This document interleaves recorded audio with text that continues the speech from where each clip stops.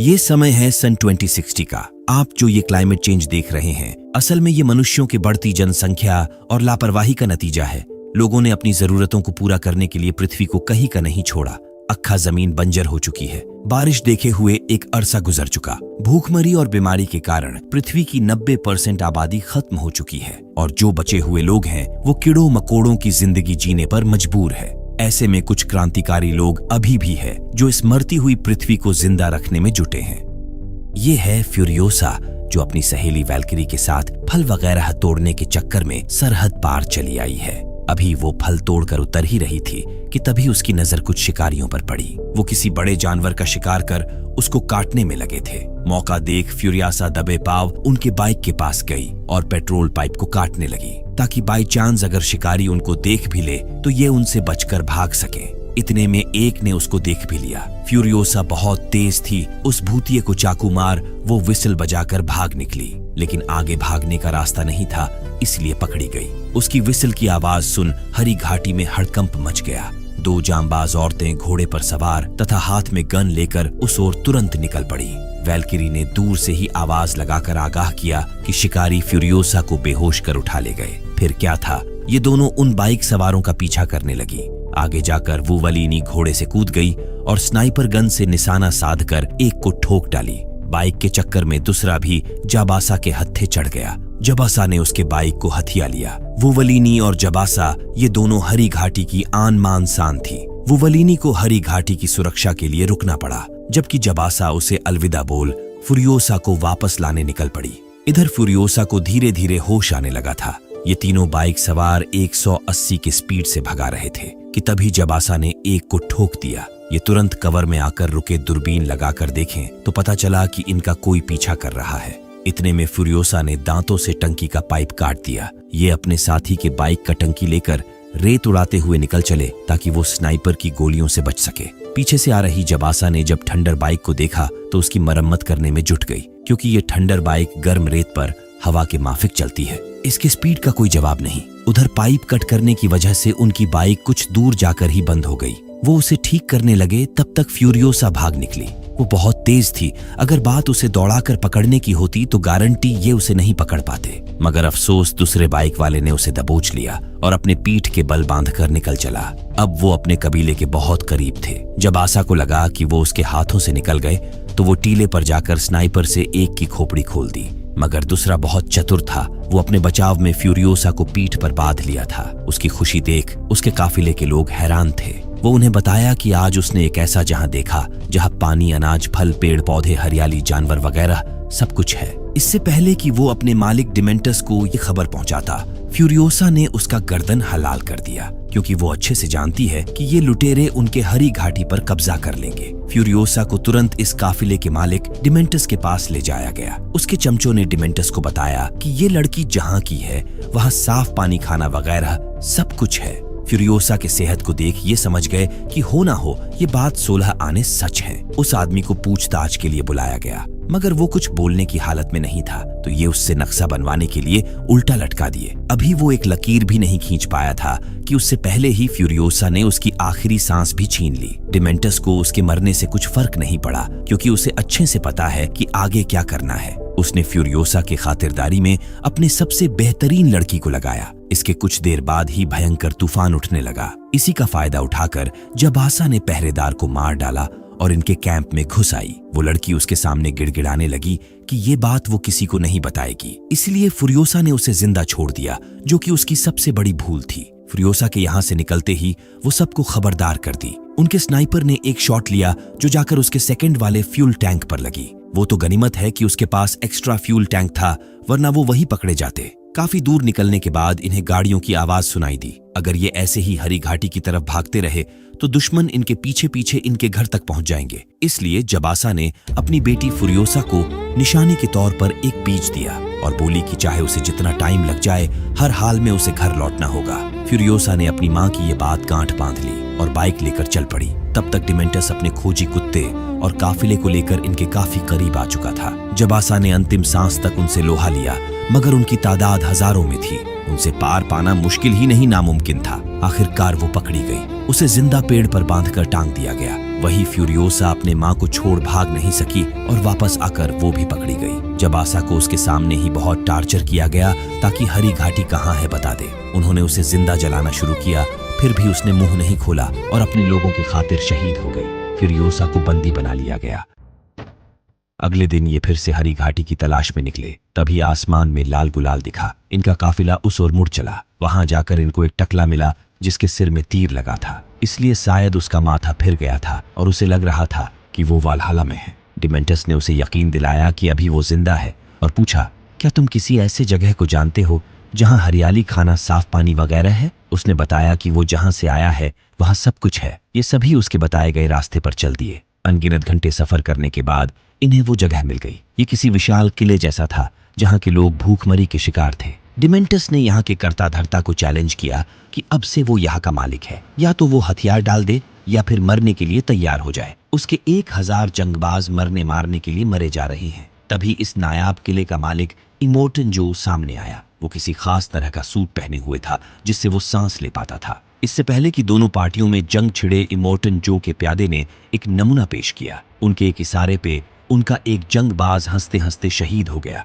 ऐसे ही इमोर्टन जो के पास 1000 जंगबाज है जो उसके एक इशारे पे उसके लिए जान दे सकते हैं। दरअसल ऐसा इसलिए था क्योंकि इमोर्टन जो ने उन जंगबाजों का ब्रेन वॉश किया हुआ था, जिससे उनको लगता था कि इमोर्टन जो के लिए लड़कर मरने पर उन्हें वल्हाला नसीब होगा। वल्हाला एक तरह का जन्नत है। माना जाता है कि सिर्फ रणभूमि में शहीद होने वाले जंगबाज ही वहां जा पाते हैं। देखते ही देखते इमोर्टन जो के जंगबाज उन पर बारूदी भाला लेकर टूट पड़े। डिमेंटस के काफिले में भगदड़ मच गई। यहाँ से भागने के अलावा दूसरा कोई चारा नहीं था। वो क्रेन से इनकी गाड़ियां तक उठा ले जा रहे थे। इससे पहले कि वो फ्यूरियोसा को गाड़ी सहित उठा ले जाते, डिमेंटस ने देख लिया। बड़ी जोर जबरदस्ती कर वो उसे बचाकर नीचे लाया। तब तक नीचे सुरंग में जो आदमखोर औरतें थीं, वो फ्यूरियोसा को अपनी खुराक बनाने के लिए झपट पड़ी। किसी तरह डिमेंटस उसे बचाकर अपने हाथी पर सवार हुआ और यहाँ से 9-2-11 हो गया। इसके बाद ये किले पर निगरानी रखने लगे, जिससे इनको एक और नई जगह की खबर लगी जिसका नाम था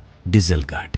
इमोर्टन जो डिजलगढ़ वालों को साफ पानी, फल, आलू वगैरह देता था और बदले में उनसे डीजल लेता था। टैंकर भर डीजल लेकर वो जैसे ही डिजलगढ़ से बाहर निकले, डिमेंटस के लोगों ने उन पर हमला कर दिया और सबको मारकर टैंकर लूट लिए। मगर ये इतने से संतुष्ट नहीं थे। डिमेंटस पूरा डिजलगढ़ कब्जा करना चाहता था। ये अपने काफिले में जितने टकले थे उनको इमोर्टन जो के जंगबाजों की तरह तैयार किए और ऐसा सीन क्रिएट किए ताकि डिजलगढ़ वालों को देखने से लगे कि इमोर्टन जो के टैंकर के पीछे लुटेरे लगे हैं। लेकिन इनका प्लान फेल मालूम पड़ रहा था। ये डिजलगढ़ के मेन गेट के काफी करीब आ चुके थे। जब डिजलगढ़ के शासक इमोर्टन जो के भाई ने अंत तक भी दरवाजा नहीं खोला तो डिमेंटस अपने ही लोगों पर हमला करने लगा ताकि सब कुछ रियल लगे। उसकी ये तरकीब काम कर गई। डिजलगढ़ का गेट खुल गया मगर बाकी लोग अंदर नहीं जा सके।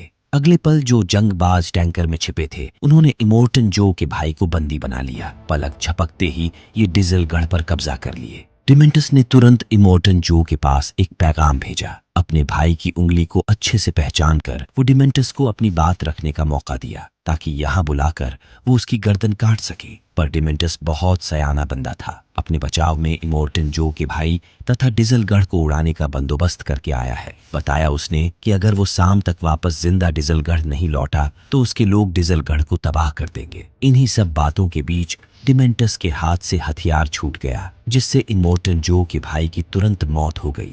क्या चाहिए तुम्हें? इमोर्टन जो ने पूछा, क्योंकि डीजल से ही उसकी सारी मशीनें चलती हैं। जमीन से पानी निकाल, फार्मिंग वगैरह सब कुछ उसी पर डिपेंड है। तो बात ऐसी है कि अब से डिजलगढ़ पर डिमेंटस की हुकूमत रहेगी। एक टैंकर तेल के बदले उसे डबल अनाज, दुगुना फल, सब्जियां वगैरह सब कुछ दुगुना मात्रा में चाहिए। इमोर्टन जो के पास उसकी बात मानने के सिवा दूसरा कोई चारा नहीं था। इतने में उसकी नजर फ्यूरियोसा पर पड़ी। इस डील के तहत वो उसे मांग लिया। दरअसल इमोर्टन जो की काफी सारी बीवियां थी, मगर उनमें से आज तक किसी ने भी उसको स्वस्थ बेटा नहीं दिया जो उसके इस राजपाट का उत्तराधिकारी बने। फ्यूरियोसा बिल्कुल स्वस्थ थी और वो बड़ी होकर उसको एक स्वस्थ बेटा दे सकती थी। उनकी ये डील तय हो गई। फ्यूरियोसा को इमोर्टन जो की बीवियों के साथ तिजोरी में बंद कर दिया गया। फिर भी वो हार नहीं मानी और यहाँ से भागने के लिए जुगाड़ बनाने लगी। उसने सर के बाल छील डाले और उनसे एक विग बनाकर पहन ली। उसी रात इमोर्टन जो का बेटा विक्टस उसे उठा ले गया। उसके हाथों पर बने नक्शे को देख वो कुछ समझ पाता।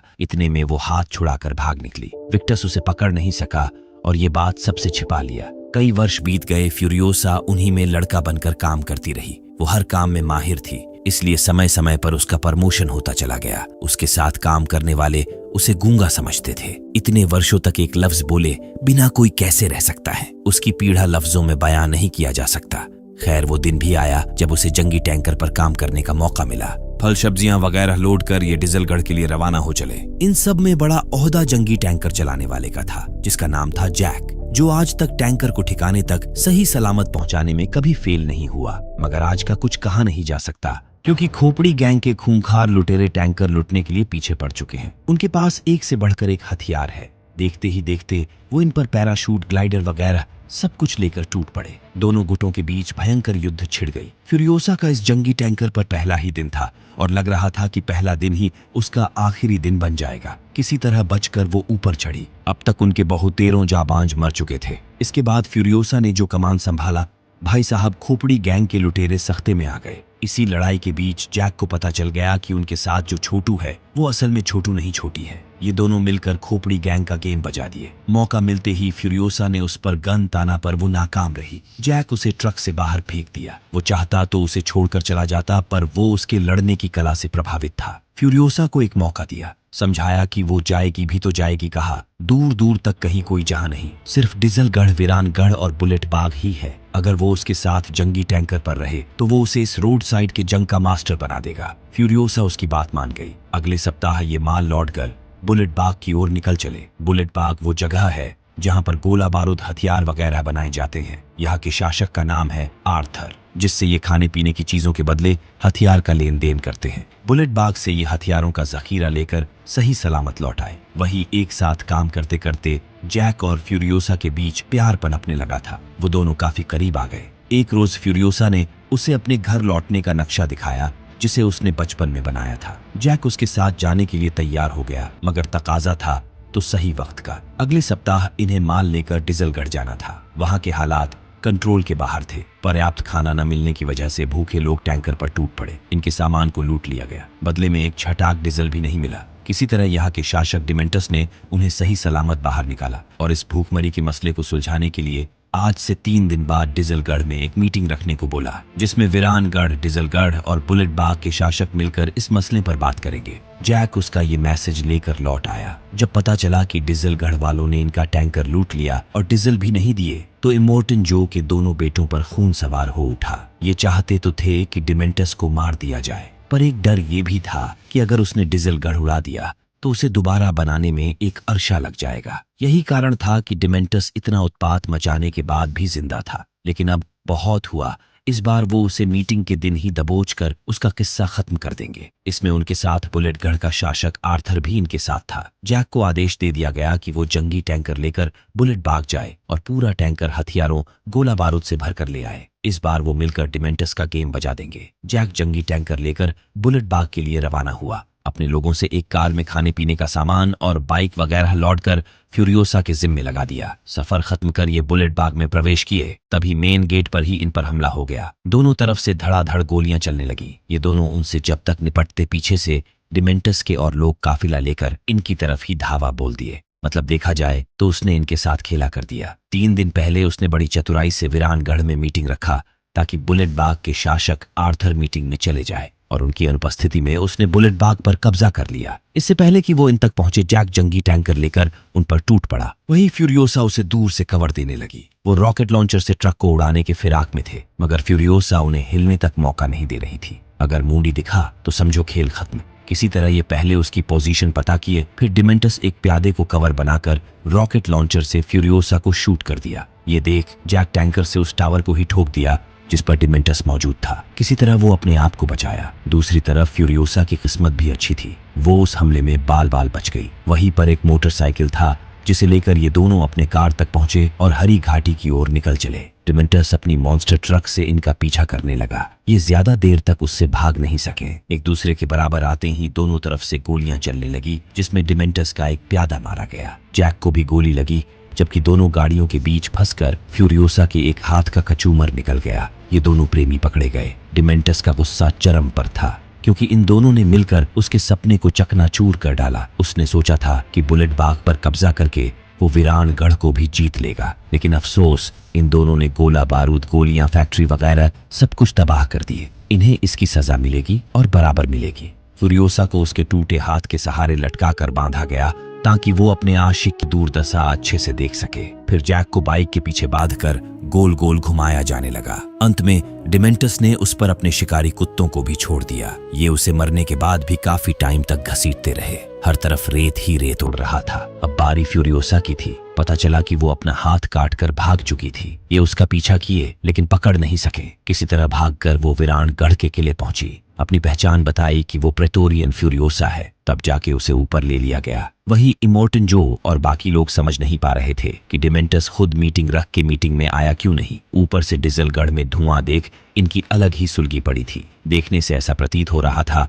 मानो वो डिजलगढ़ को उड़ा रहा हो। तभी फ्यूरियोसा आ धमकी। उसने बताया कि डिमेंटस ने बुलेट बाग पर कब्जा कर लिया है और अब वो यही आ रहा है। सामने जो धुआं दिख रहा है वो एक जाल है ताकि हम डिजलगढ़ को बचाने जाए। इसी ताक में डिमेंटस घात लगाए बैठा है। उसकी बात 16 आने सच थी। डिमेंटस अपने काफिले को लेकर वीरानगढ़ के किले के करीब पहुंच चुका। उनके आने की भनक न लगे, रेत न उड़े, इसलिए वे सड़क पर तेल छिड़क कर आगे बढ़ रहे थे। इमोर्टन जो भी कुछ कम नहीं था। उसने वही दिखाया जो डिमेंटस देखने के लिए ताक में बैठा था। दूर से इन्हें विशाल काफिला नजर आया, जिससे ये समझ गए कि नादान परिंदे डिजलगढ़ को बचाने निकल चुके हैं। मगर वो एक जाल था। सिर्फ 2-3 ही गाड़ियां थी जो रेत उड़ाते हुए चल रही थी। डिमेंटस के काफिले और इमोर्टन जो के जंगबाजों के बीच लगातार 40 दिन तक युद्ध हुआ। खून से वीरानगढ़ की धरती लाल हो गई।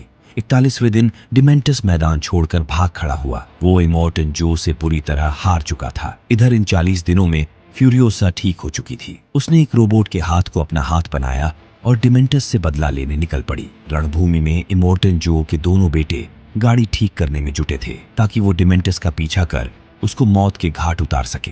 गाड़ी जैसे ही ठीक हुआ, फ्यूरियोसा उनकी गाड़ी लेकर भाग गई तथा डिमेंटस का पीछा करने लगी। जब डिमेंटस को लगा कि कोई उसका पीछा कर रहा है तो वो 3 दिशाओं में बट गए। फ्यूरियोसा डिमेंटस के हाथी को पहचानती थी। करीब जाने पर पता चला कि वो उसे धूर्त बना गया। फिर भी वो पीछे नहीं हटी, बल्कि उसी रेगिस्तान में उसे तब तक ढूंढती रही जब तक कि वो उसे मिल नहीं जाता। अंत में वो उसे मिल ही गया। उसकी गोलियां खत्म हो चुकी थी। वो जान बचाकर भागा, मगर पैदल कहाँ तक भाग पाता। हार थक कर उसके कदमों में गिर पड़ा।